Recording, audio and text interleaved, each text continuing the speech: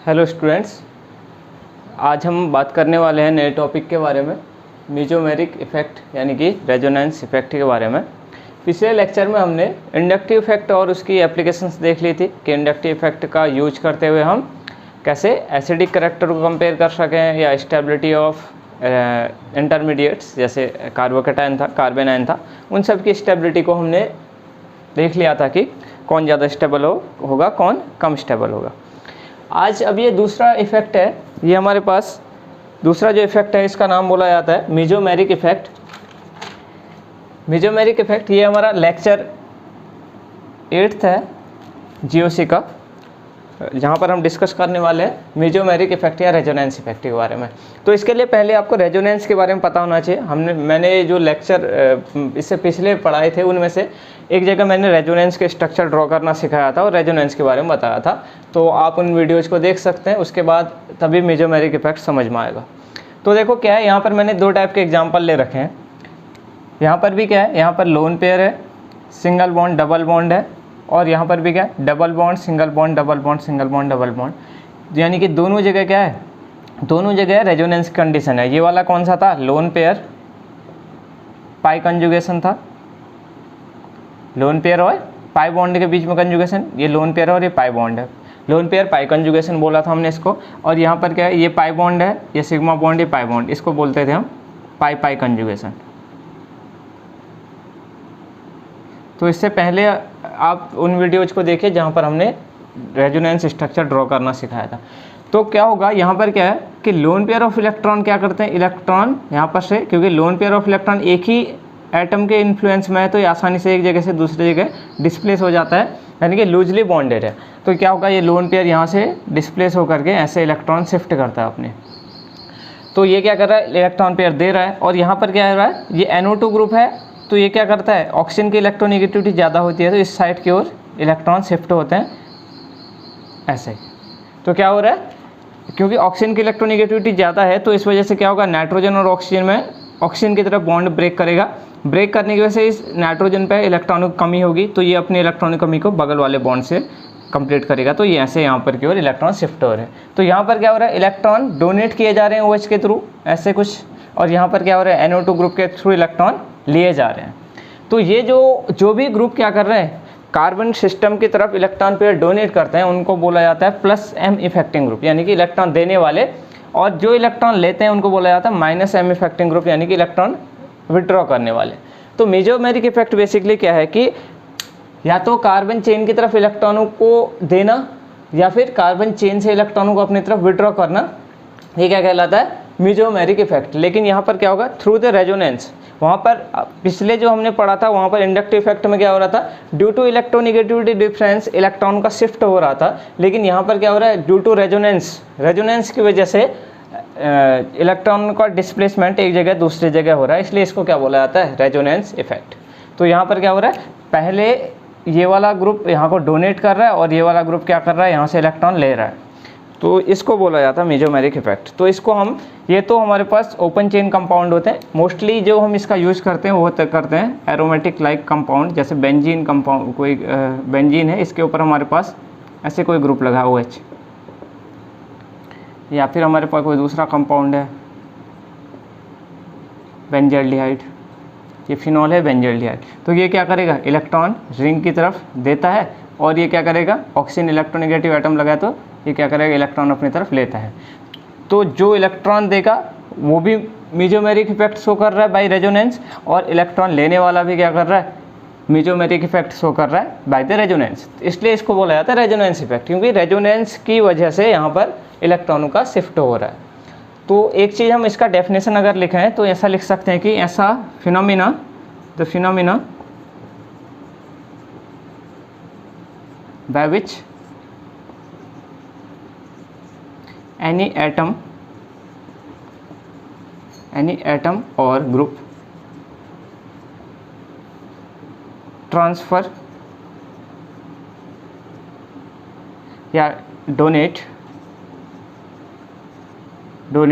its electron or withdraw the electron by the resonance, by the resonance. हम क्या बोल सकते हैं कि ऐसा फिनोमिना जिसके द्वारा क्या हो रहा है, या तो कोई एटम और ग्रुप डोनेट कर रहा है अपने इलेक्ट्रॉन पेयर लिख सकते हैं, इलेक्ट्रॉन ही लिख सकते हैं, इलेक्ट्रॉन, और या क्या कर रहा है, विड्रॉ कर रहा है इलेक्ट्रॉनों को बाय द रेजोनेंस। जैसे यहाँ पर क्या कर रहा है, ये डोनेट कर रहा है और ये क्या कर रहा है, इलेक्ट्रॉन विड्रॉ कर रहा है, तो इस फिनोमिना को बोला जाता है, ऐसा इलेक्ट्रॉनिक फिनोमिना बोल सकते हैं, क्योंकि हम किसके अंडर पढ़ रहे हैं, इलेक्ट्रॉनिक इफेक्ट के अंदर। तो ऐसा इलेक्ट्रॉनिक फिनोमिना जिसके द्वारा क्या हो रहा है, एक एटम और ग्रुप या तो रिंग की तरफ इलेक्ट्रॉन को डोनेट करता है या रिंग से इलेक्ट्रॉनों को लेता है, उसको बोला जाता है रेजोनेंस फिनोमिना या मेसोमेरिक इफेक्ट बोला जाता है, रेजोनेंस इफेक्ट या मेसोमेरिक इफेक्ट। अब क्या है कि ये तो हो गया इसका जनरल कॉन्सेप्ट, मेसोमेरिक इफेक्ट होता क्या है, इसकी कुछ प्रॉपर्टीज होती हैं। पहली प्रॉपर्टी तो ये है कि पहली प्रॉपर्टी ये होती है कि ये क्या होता है, ऑपरेट होता है पाई बॉन्ड के थ्रू, पाई बॉन्ड के थ्रू ऑपरेट होता है। पाई बॉन्ड के थ्रू ऑपरेट यानी कि ये कहाँ पर पाया जाएगा, पाई बॉन्डेड कॉम्प्लेक्स के अंदर पाया जाएगा, ये होगा पाई बॉन्डेड कंपाउंड्स के अंदर ये फिनोमिना पाया जाएगा। जैसे हमारे पास इंडक्टिव इफेक्ट सिग्मा बॉन्ड के थ्रू ऑपरेट हो रहा था और सिग्मा बॉन्डेड कंपाउंड में ये काम करता है, या सिग्मा बॉन्ड के थ्रू ऑपरेट होता है इंडक्टिव इफेक्ट, लेकिन ये क्या है, ये पाई बॉन्ड के थ्रू ऑपरेट हो रहा है। दूसरा क्या होता है, ये भी एक क्या होता है, परमानेंट इफेक्ट है, परमानेंट इफेक्ट है। जैसे इंडक्टिव इफेक्ट भी एक परमानेंट इफेक्ट था और ये भी क्या है, परमानेंट इफेक्ट है। यानी कि जैसे हमारे पास एक इलेक्ट्रोमैग्नेटिक इफेक्ट होता है, वो क्या होता है, इन प्रेजेंस ऑफ रिएजेंट वो इफेक्ट शो होता है, लेकिन ये इफेक्ट क्या है, किसी रिएजेंट की प्रेजेंस के बिना ही क्या हो रहा है, अपने आप ही मॉलिक्यूल के अंदर हमेशा एग्जिस्ट करेगा। जैसे ये इलेक्ट्रॉन यहाँ से शिफ्ट हो रहे हैं तो ऐसा जरूरी नहीं है किसी रिएजेंट की प्रेजेंस में शिफ्ट होंगे, या यहाँ से यहाँ ऊपर की ओर जा रहे हैं तो ऐसा जरूरी नहीं है किसी रिएजेंट के प्रेजेंस में होंगे। ये खुद ब खुद इसी सिस्टम के अंदर हमेशा ये इलेक्ट्रॉन का डिस्प्लेसमेंट चलता रहेगा, तो परमानेंट इफेक्ट है, परमानेंटली रहता है। दूसरा है, थर्ड है कि इसको हम कैपिटल M या R से डिनोट करते हैं, M for mesomeric, R for resonance effect, third हो गया। और इसके अलावा हम इसको एक चीज़ और बोलते हैं कि अगर हम वैसे बोलें तो ये कोई प्रॉपर्टी या रूल नहीं है, लेकिन इसको एक चीज़ और बोला जाता है वायर इफेक्ट। जैसे दो चीज़ें होती है ना, एक फायर इफेक्ट बोलते हैं, फायर इफेक्ट, और एक बोला जाता है वायर इफेक्ट। ये एक शॉर्ट फॉर्म है याद करने के लिए। जैसे फायर मतलब जैसे हमें कहीं पर आग जली होती है तो हमें हीट वहाँ पर सबसे ज़्यादा फील होती है जहाँ पर जो उसके सबसे नज़दीक होता है। तो इंडक्टिव इफेक्ट कहाँ पर सबसे ज़्यादा फील होगा, जो एटम उसके सबसे नज़दीक होगा, तो उसको बोला जाता है फायर इफेक्ट। इसलिए जैसे हमारे पास यहाँ पर से हेलोजन अगर इस कार्बन से डायरेक्टली जुड़ा है तो यहाँ पर सबसे ज़्यादा इंडक्टिव इफेक्ट ऑपरेट करेगा। फिर जैसे जैसे डिस्टेंस बढ़ेगी इंडक्टिव इफेक्ट की वैल्यू कम होते जाएगी। लेकिन ये क्या है, ये रेजोनेंस इफेक्ट क्या होता है, ये है रेजोनेंस इफेक्ट, जिसको हम वायर इफेक्ट बोल रहे हैं। जैसे किसी वायर के थ्रू करंट अगर फ्लो होता है तो क्या होता है, पूरी की पूरी वायर में सब जगह पे क्या हो रहा है, करंट सेम इंटेंसिटी से फ्लो हो रहा है। तो यहाँ पर भी क्या है, अगर यहाँ से इलेक्ट्रॉन आ रहे हैं तो पूरी की पूरी रिंग में ही क्या हो रहा है, इलेक्ट्रॉन ट्रांसफ़र हो रहे हैं। ऐसा नहीं होगा कि केवल यहीं पर या इसी एटम पर या इसी एटम पर इलेक्ट्रॉन जाएंगे, पूरी की पूरी रिंग पे क्या होगा, इलेक्ट्रॉन डिस्प्लेस होंगे। तो अगर यहाँ पर इलेक्ट्रॉन डेंसिटी जिस हिसाब से जाएगी उतनी ही इलेक्ट्रॉन डेंसिटी यहाँ तक भी पहुँचेगी। तो इसलिए इसको बोला जाता है फायर इफेक्ट और इसको वायर इफेक्ट। यानी कि ये जो इंडक्टिव इफेक्ट है वो डिस्टेंस के साथ इसका इफेक्ट कम होते जाएगा, लेकिन रेजोनेंस इफेक्ट का डिस्टेंस के साथ इफेक्ट कम नहीं होगा, वो जहाँ तक ऑपरेट करेगा वहाँ तक कम्प्लीटली ऑपरेट करेगा। अब इसके बाद हम आगे डिस्कस करते हैं कि +M and -M effecting group क्या होते हैं। अब ये जो मेसोमेरिक इफेक्ट शो करते हैं, ये दो टाइप के ग्रुप होते हैं। एक होते हैं +M इफेक्टिंग ग्रुप, और जो दूसरा होता है वो होता है -M इफेक्टिंग ग्रुप। तो +M इफेक्टिंग, जैसे हमने +I और -I इफेक्टिंग ग्रुप बोला था, ऐसे यहाँ पर क्या है +M और -M इफेक्टिंग ग्रुप। तो क्या होगा, जो एटम या ग्रुप क्या होते हैं, इलेक्ट्रॉन की डेंसिटी को डोनेट करते हैं, मतलब इलेक्ट्रॉन जो देने वाले ग्रुप होते हैं उनको +M इफेक्टिंग ग्रुप बोला जाता है, और जो इलेक्ट्रॉन विड्रॉ करने वाले ग्रुप होते हैं उनको -M इफेक्टिंग ग्रुप बोला जाता है। जैसे यहाँ पर अभी हमने देखा था ये OH ग्रुप था, तो ये क्या कर रहा है, रिंग की तरफ इलेक्ट्रॉन डेंसिटी को दे रहा है, कार्बन की चेन की तरफ कोई इलेक्ट्रॉन को ट्रांसफ़र करवा रहा है तो ये क्या कहलाएगा, प्लस एम इफेक्टिंग ग्रुप। और यहाँ पर से जो C double bond OH group है ये कार्बन के नीचे रिंग से इलेक्ट्रॉन को अपनी तरफ विड्रॉ कर रहा है, इसलिए इसको क्या बोलते हैं, माइनस एम इफेक्टिंग ग्रुप। इसको बोला जाएगा माइनस एम इफेक्टिंग ग्रुप।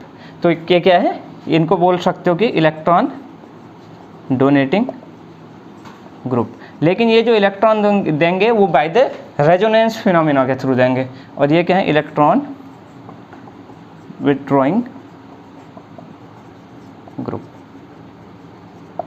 तो ये क्या करेंगे, इलेक्ट्रॉन की डेंसिटी को बढ़ाएंगे, रिंग की तरफ बढ़ाएंगे, यहाँ से दे रहा है तो इलेक्ट्रॉन को यहाँ पर बढ़ाएगा, और ये क्या करेगा, इलेक्ट्रॉनों को यहाँ से ऊपर की तरफ शिफ्ट कराएगा, माइनस एम इफेक्टिंग ग्रुप लेगा और प्लस एम इफेक्टिंग ग्रुप आपको इलेक्ट्रॉन देगा, यानी कि डोनेट करेगा। अब इसके बाद इसके बाद हम पहचानेंगे कैसे कि कौन सा group plus M effecting group है और कौन सा माइनस एम इफेक्टिंग ग्रुप है। तो इसका बहुत सरल सा तरीका है, अगर कोई भी लोन पेयर कंटेनिंग ग्रुप या नेगेटिव चार्ज कंटेनिंग ग्रुप किसी एरोमेटिक रिंग के ऊपर जुड़ा हुआ है, मोस्टली ऐसे ही होता है, तो वो क्या कहलाता है, वो कहलाता है प्लस एम इफेक्टिंग ग्रुप। वो क्या, उसके पास इलेक्ट्रॉनों की डेंसिटी ज़्यादा है तो वो क्या करेगा, इलेक्ट्रॉनों को देगा। जैसे हमारे पास किसी रिंग के ऊपर, जैसे ये है, ये रिंग के ऊपर भी हो सकता है या किसी ऐसे सिस्टम के अंदर भी होता है, लेकिन रेजोनेंस की कंडीशन होनी चाहिए। जैसे OH है, फिनॉल है, फिनॉल हो सकता है, और ऐसे ही फिनॉक्साइड आयन हो सकता है, O नेगेटिव, ऐसे कुछ हो सकता है फिनॉक्साइड आयन। क्योंकि देखो यहाँ पर क्या हो रहा है, ये लोन पेयर है और यहाँ से lone pair single bond double bond, तो ये क्या करेगा, इलेक्ट्रॉनों को डेंसिटी को नीचे देगा। ऐसे यहाँ पर नेगेटिव चार्ज क्या होगा, यहाँ पर से इलेक्ट्रॉनों को नीचे की ओर डोनेट करेगा, तो ये क्या कहलाते हैं, ये दोनों के दोनों कैसे ग्रुप हैं, प्लस एम इफेक्टिंग ग्रुप या इलेक्ट्रॉन डोनेटिंग ग्रुप। अब ऐसे ही अगर कोई ग्रुप जुड़ा हुआ हो, जैसे जो मैंने फिनॉल की जगह अगर हमारे OH ग्रुप की जगह अगर मैं लगा दूँ OCH3 ग्रुप, तो ये भी क्या करेगा, लोन पेयर है इसमें, तो ये भी इलेक्ट्रॉन देगा। और इसके अलावा मैं लगा दूं NH2 ग्रुप, और NH2 ग्रुप हो सकता है, इसके अलावा हो सकता है NR2 ग्रुप। इस टाइप के जो भी लोन पेयर कंटेनिंग ग्रुप या नेगेटिव चार्ज कंटेनिंग ग्रुप जो भी होंगे, वो क्या करेंगे, रिंग की तरफ को इलेक्ट्रॉन डेंसिटी को देंगे, इसलिए इनको क्या बोला जाता है, प्लस एम इफेक्टिंग ग्रुप। जैसे और हो सकता है O C double bond O CH3 group, ये लोन पेयर कंटेनिंग ग्रुप। ये जो वैलेंसी छोड़ रहा हूँ ये किसी एरोमेटिक रिंग के थ्रू जुड़ा होगा, जैसे यहाँ पर बेंजीन वाले रिंग से जुड़ा होगा वो C डबल बॉन्ड OCH3। ऐसे हो सकता है NH C double bond O CH3, इस टाइप के ग्रुप से हो सकते हैं। हेलोजेंस हो सकते हैं, हेलोजेंस हो सकते हैं हम, जैसे क्लोरीन, ब्रोमीन, आयोडीन, ये सब हो सकते हैं। इन सभी पे क्या होते हैं, लोन पेयर ऑफ इलेक्ट्रॉन्स होते हैं, सभी में लोन पेयर हैं। तो ये जितने भी लोन पेयर कंटेनिंग ग्रुप या नेगेटिव चार्ज कंटेनिंग ग्रुप अगर माना हमारे पास डायरेक्टली किसी एरोमेटिक रिंग से जुड़े हो, डायरेक्ट जुड़े होने चाहिए। जैसे यहाँ पर अगर X ग्रुप है, हम इसको कोई भी ग्रुप Z ग्रुप लिख दें माना, तो ये सारे के सारे Z ग्रुप ये वाले ग्रुप हैं जो अगर किसी एरोमेटिक रिंग से डायरेक्टली जुड़े होंगे तो इन पर या तो लोन पेयर होगा या क्या होगा, नेगेटिव चार्ज। तो ये क्या करेंगे, इलेक्ट्रॉन की डेंसिटी को रिंग की तरफ देंगे, तो इनको बोला जाएगा प्लस एम इफेक्टिंग ग्रुप। इस टाइप के एग्जाम्पल्स सारे के सारे क्या कहलाते हैं, प्लस एम इफेक्टिंग ग्रुप। अब देखिए, ये तो लोन पेयर या नेगेटिव चार्ज वाले ग्रुप जब डायरेक्टली रिंग से जुड़े रहते हैं तो वो क्या कहलाते हैं, प्लस इफेक्टिंग ग्रुप। अगर माना इस टाइप का कोई ग्रुप हो, NO2 ग्रुप अगर हम जोड़ दें, N डबल बॉन्ड O, तो ये इस टाइप का ग्रुप क्या कहलाते हैं, माइनस एम इफेक्टिंग ग्रुप। तो यहाँ पर क्या होता है, जो रिंग है उससे डायरेक्टली कोई एटम जुड़ा रहता है और उस एटम से कोई इलेक्ट्रोनेगेटिव एटम मल्टीपल बॉन्ड के थ्रू जुड़ा रहता है। जैसे यहाँ पर नाइट्रोजन जुड़ा है डायरेक्टली रिंग से, और ये नाइट्रोजन मल्टीपल बॉन्ड के थ्रू इलेक्ट्रोनेगेटिव एटम ऑक्सीजन के थ्रू जुड़ा हुआ है। तो ये क्या करेगा, ऑक्सीजन की इलेक्ट्रोनेगेटिविटी ज़्यादा है तो ये ऐसे इलेक्ट्रॉनों का यहाँ के ऊपर की ओर शिफ्ट होगा, तो ये क्या कहलाएंगे, माइनस एम इफेक्टिंग ग्रुप। अब इसी के ऊपर ऐसे कुछ जुड़ा हो सकता है, जैसे अगर एरोमेटिक रिंग से डायरेक्टली कार्बन जुड़ा हो और इससे कोई मल्टीपल बॉन्ड के थ्रू इलेक्ट्रोनेगेटिव एटम, जैसे C डबल बॉन्ड O, इसके साथ H हो सकता है तो एल्डिहाइडिक ग्रुप हो सकता है, और CH3 हो जाएगा तो कीटोनिक ग्रुप भी हो सकता है। अब ऐसे ही अदर ग्रुप, अगर यहाँ पर कोई अदर ग्रुप जुड़ा हुआ है इस जगह पे, जैसे हमारे पास और क्या हो सकता है, C ट्रिपल बॉन्ड है, ये कार्बन डायरेक्टली रिंग से जुड़ा है और इस मल्टीपल बॉन्ड के थ्रू इलेक्ट्रोनेगेटिव नाइट्रोजन से जुड़ा हुआ है। इसके अलावा हो सकता है SO3H, S double bond O, OH, इस टाइप का ग्रुप कोई हो सकता है। और इसके अलावा हो सकता है C double bond O, NH2, और कोई ग्रुप हो सकता है जैसे C double bond O, OR, ester group, C double bond O, OH, carboxylic acid group.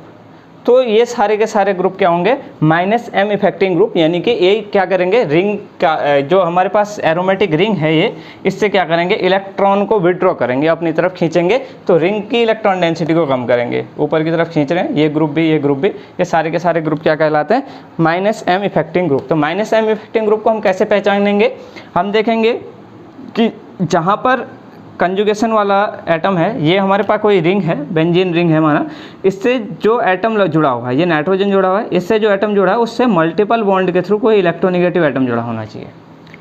जो रिंग लगी है उससे कोई एटम जुड़ा हुआ हो और मल्टीपल बॉन्ड के थ्रू इलेक्ट्रोनेगेटिव एटम जुड़ा हुआ होगा, तो इसको हम -M इफेक्टिंग ग्रुप कह देंगे। तो इतने टाइप के ग्रुप होते हैं जो +M effecting and -M effecting group होते हैं। एक चीज़ और याद रखना, जो CH3 ग्रुप होता है वो भी कैसा काम करता है, as a +M effecting group, +M effecting group की तरह काम करता है, यानी कि रिंग की तरफ इलेक्ट्रॉन डेंसिटी देता है, लेकिन इस पर लोन पेयर ऑफ इलेक्ट्रॉन नहीं है। इस चीज़ को हम देखेंगे हाइपर कंजुगेशन के थ्रू कि ये कैसे +M इफेक्टिंग ग्रुप की तरह काम करता है। और सारे के सारे ये इतने ग्रुप्स होते हैं जो कि क्या करते हैं, +M and -M effecting group की तरह काम करते हैं।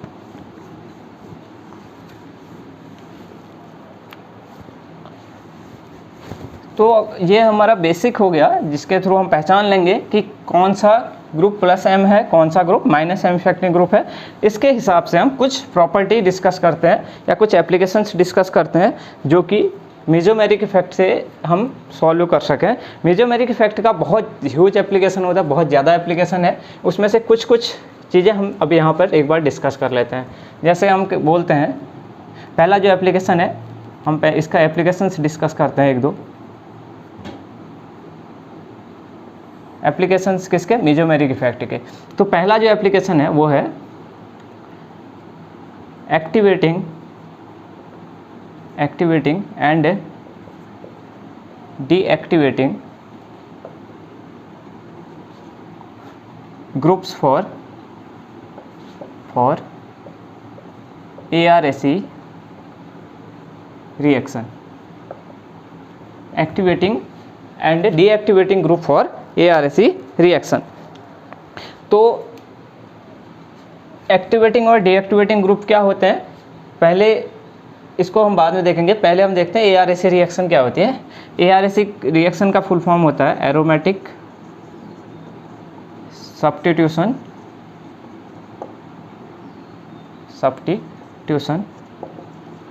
इलेक्ट्रोफिलिक रिएक्शन, या इसको हम ऐसे भी बोल सकते हैं कि एरोमेटिक इलेक्ट्रोफिलिक सब्स्टिट्यूशन रिएक्शन। हम इसको ऐसा भी लिख सकते हैं कि एरोमेटिक इलेक्ट्रोफिलिक सब्स्टिट्यूशन रिएक्शन। तो इन रिएक्शंस में होता क्या है, कोई एरोमेटिक रिंग होती है, जैसे बेंजीन है एक एरोमेटिक रिंग है, यहाँ पर क्या होता है, यहाँ पर कोई ग्रुप जुड़ा हुआ भी हो सकता है या नहीं भी हो सकता है। तो यहाँ पर होता क्या है, एक एटम को यहाँ पर से रिप्लेस किया जाता है किसी आने वाले इलेक्ट्रोफाइल के थ्रू। इलेक्ट्रोफाइल एक इलेक्ट्रॉन डेफिशिएंट स्पीसीज है, तो क्या करता है, यहाँ पर से इस हाइड्रोजन को रिप्लेस करके खुद आके जुड़ जाता है, इसको बोला जाता है ARSE रिएक्शन। तो यहाँ पर आके इलेक्ट्रोफाइल जुड़ गया। तो इस टाइप की रिएक्शन जो होती है वो होती है एरोमेटिक इलेक्ट्रोफिलिक सब्स्टिट्यूशन रिएक्शन। इन रिएक्शंस में कौन सा ग्रुप एक्टिवेटिंग ग्रुप की तरह काम करेगा, कौन सा ग्रुप डीएक्टिवेटिंग ग्रुप की तरह काम करेगा, वो देखते हैं। अभी यहाँ पर तो बेंजीन रिंग लगी हुई थी, अब यहाँ पर अगर हम क्या करें कि कोई ग्रुप जोड़ दें, जैसे हमारे पास एक बार हम इसमें OH ग्रुप को अगर जोड़ दें, तो OH ग्रुप क्या करेगा, OH ग्रुप हमने रेजोनेंस देखा था कि रेजोनेंस में क्या होता था, लोन पेयर कंटेनिंग ग्रुप क्या करते हैं, इलेक्ट्रॉन डोनेट करते हैं नीचे की तरफ। तो अगर हम यहाँ से देखें तो इसका रेजोनेटिंग स्ट्रक्चर एक बार बना लेते हैं। तो रेजोनेटिंग स्ट्रक्चर बनाने का तरीका मैंने बताया था कि क्या होता है, ये इलेक्ट्रॉन पेयर जैसे यहाँ की तरफ शिफ्ट होते हैं तो ये पाई बॉन्ड ब्रेक कर जाता है और यहाँ पर आ जाता है नेगेटिव चार्ज, और नेगेटिव चार्ज और यहाँ पर आता है double bond OH positive charge. इसके बाद ये नेगेटिव चार्ज पूरे रिंग में डिलोकलाइज होगा, तो यहाँ पर से 1 से 3 पे माइग्रेट करता है और बॉन्ड एक पोजीशन पीछे आ जाता है, डबल बॉन्ड OH पॉजिटिव।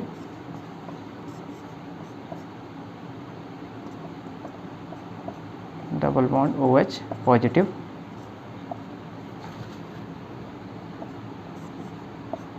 और फाइनली स्ट्रक्चर हमको मिल जाएगा OH। तो ये हो गए बेंजीन के रेजोनेंस स्ट्रक्चर्स। अब देखो अगर हम देखें तो क्या हो रहा है, अगर कोई इलेक्ट्रॉन डोनेटिंग ग्रुप या प्लस इम्पैक्टिंग ग्रुप लगा है किसी रिंग से, तो वो क्या कर रहा है, इलेक्ट्रॉनों की डेंसिटी को रिंग की तरफ दे रहा है। तो रिंग की तरफ दे रहा है तो नेगेटिव चार्ज आ रहा है रिंग पर, तो रिंग पे नेगेटिव चार्ज आएगा तो इलेक्ट्रोफाइल पॉजिटिव चार्ज स्पीसीज होती है या इलेक्ट्रॉन डेफिशिएंट स्पीसीज होती है, तो वो क्या चाहेगा, जल्दी से जल्दी इस रिंग पे कंबाइंड होना चाहेगा। इसीलिए ये सारे के सारे ग्रुप क्या कहलाते हैं, प्लस एम इफेक्टिंग ग्रुप कहलाते हैं, एक्टिवेटिंग ग्रुप।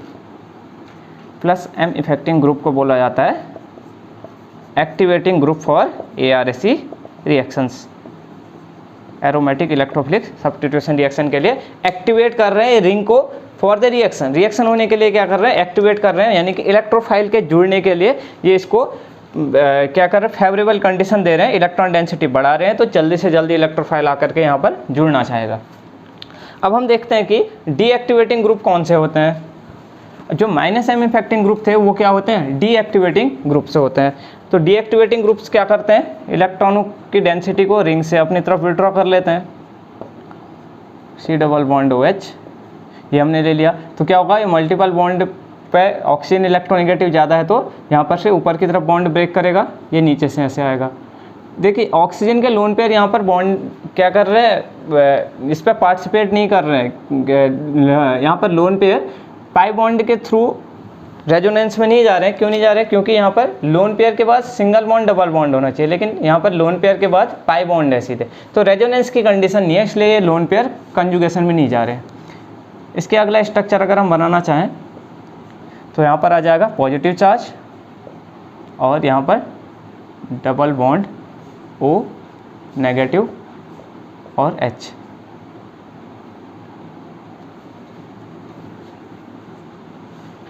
इसके अगला स्ट्रक्चर चार्ज 1 2 3 बॉन्ड एक पोजीशन पीछे चले जाएगा, positive, double bond C O negative और H positive, double bond C O negative और H, और फाइनली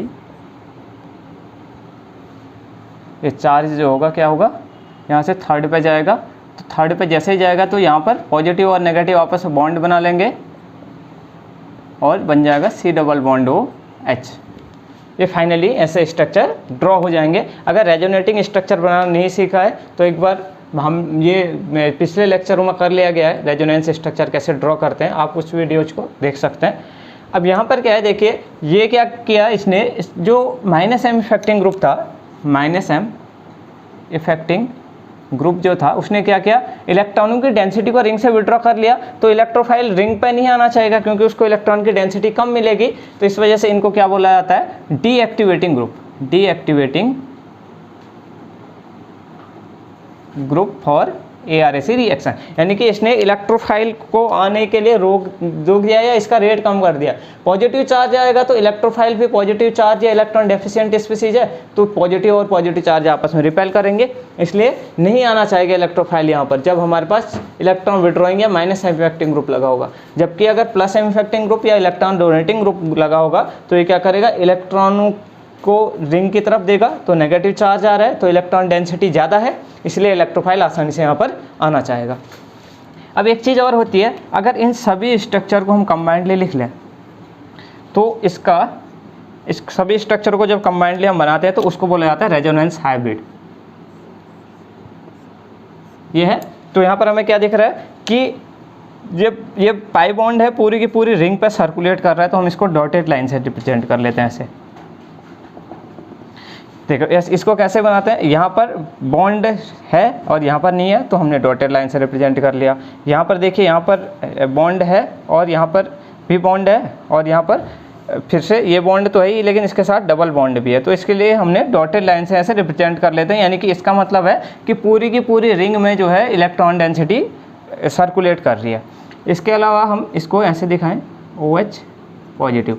अब देखिए क्या हो रहा है कि यहाँ पर हमें नेगेटिव चार्ज कौन कौन सी पोजीशन पे दिख रहा है, एक ये वाली पोजीशन पे दिख रहा है, एक ये वाली पोजीशन पे दिख रहा है और एक ये वाली पोजीशन पे दिख रहा है। तो इस वाली पोजीशन को बोला जाता है ऑर्थो, इसको बोला जाता है मेटा और इसको पैरा। ये वाली होती है ऑर्थो,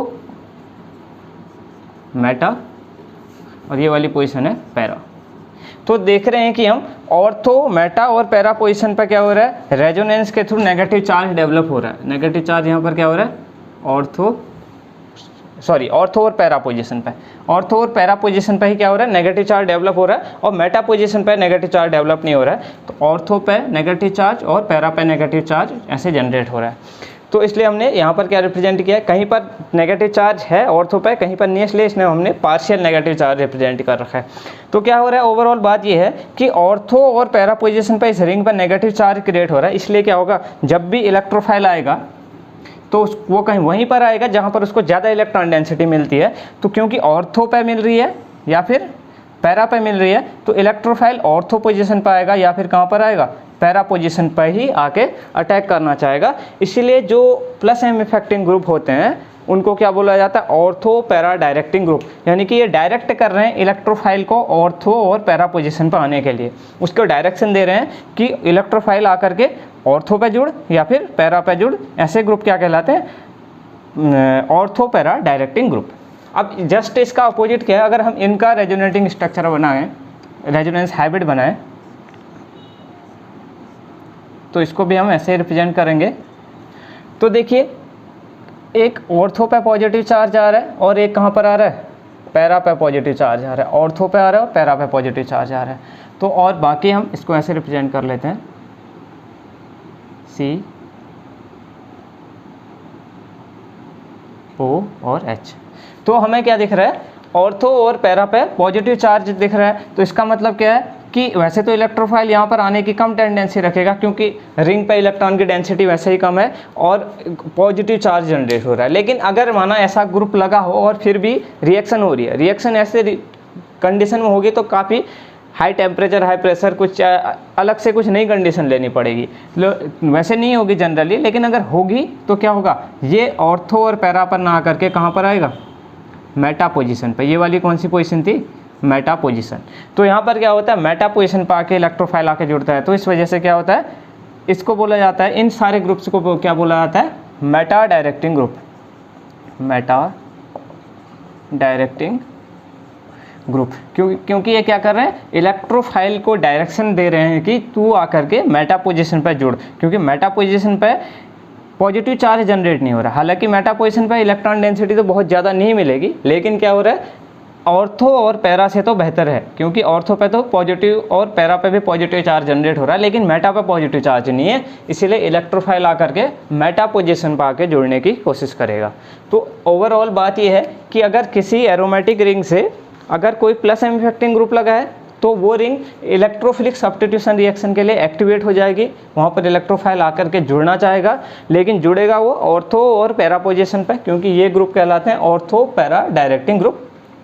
और अगर किसी एरोमेटिक रिंग पे माइनस एम इफेक्टिंग ग्रुप लगा हुआ है, जैसे कि ये है, तो ये क्या करेगा, ये इलेक्ट्रॉन डेंसिटी को अपनी तरफ विड्रॉ करेगा रिंग से। तो क्या करेगा, रिंग की इलेक्ट्रॉन डेंसिटी को कम कर देगा।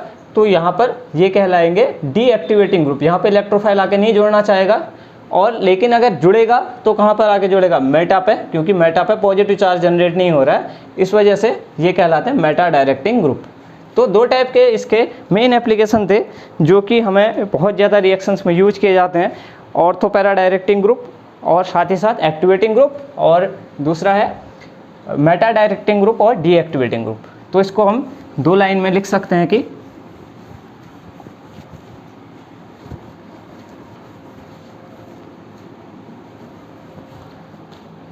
प्लस एम इफेक्टिंग ग्रुप जो होते हैं, प्लस एम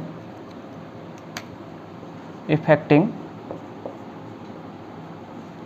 ग्रुप जो होते हैं वो होते हैं एक पहली चीज़ तो होती है क्या, activating group, activating group for ARSA reaction, और दूसरा क्या होता है, ortho para directing group for ARSA reaction. और दूसरा क्या है, माइनस एम इफेक्टिंग ग्रुप क्या करेंगे, माइनस एम इफेक्टिंग ग्रुप जो होते हैं वो होते हैं डीएक्टिवेटिंग ग्रुप, डीएक्टिवेटिंग ग्रुप, और दूसरा ये क्या होंगे, Meta directing group, Meta directing group. इस चीज़ का एप्लीकेशन हम तब पढ़ेंगे जब हम रिएक्शन मैकेनिज्म वाला चैप्टर पढ़ेंगे, तो वहाँ पर हमारे पास एक टाइप के रिएक्शन होते हैं इलेक्ट्रोफिलिक सब्स्टिट्यूशन रिएक्शन, उस जगह पर हम इस चीज़ का यूज करेंगे प्लस एम और माइनस एम इफेक्टिंग ग्रुप का। अच्छा देखिए, अब जैसे हम एक दो क्वेश्चन कर लेते हैं, इसका आखिर यूज क्या है वो देख लेते हैं। जैसे हमारे पास, अगर हमारे पास 4 कंपाउंड दिए गए हों,